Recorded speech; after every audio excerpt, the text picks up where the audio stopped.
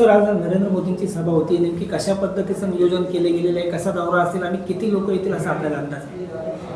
नाही, आदरणीय विश्वनेते प्रधानमंत्री मोदी साहेबांच्या सभेकरता प्रचंड जिल्ह्यामध्ये उत्सुकता आहे.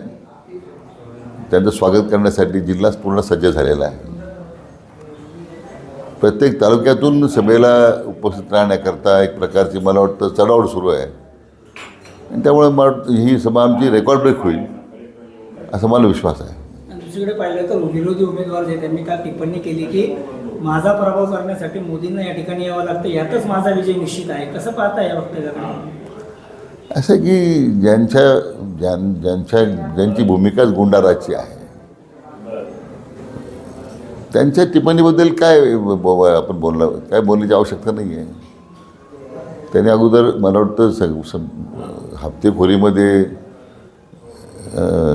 गुंडगिरी करण्यामध्ये, दहशत निर्माण करण्यामध्ये त्यांनी सगळा वेळ गेलेला आहे. त्यामुळे त्यांना आदरणीय मोदी साहेबांचा किंवा अशा राजकीय प्रवास कसा असतो हे त्यांना समजणं अवघड आहे. तिसऱ्या टप्प्यातील मतदान आज होत आहे, मात्र त्यात पाहिलं तर सांगत्या सभेत बारामतीत रोहित पवारांना कुठेतरी आव्हानावर झाले होते. या सगळ्या घटनाक्रमांकडे तुम्ही कसं पाहता? हे असे भावनिक मुद्दे करून निवडणुका जिंकता येत नाही. अजून रोहितला बरं शिकायचं आहे.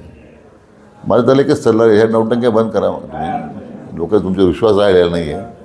पराभव मान्य करा. आणि जेव्हा आपला पराभव समोर दिसतो तेव्हा लोक भावनिक होतात. आणि त्या पराभवाची प्रचिती रोहित पवारांनी दाखवलेली आहे.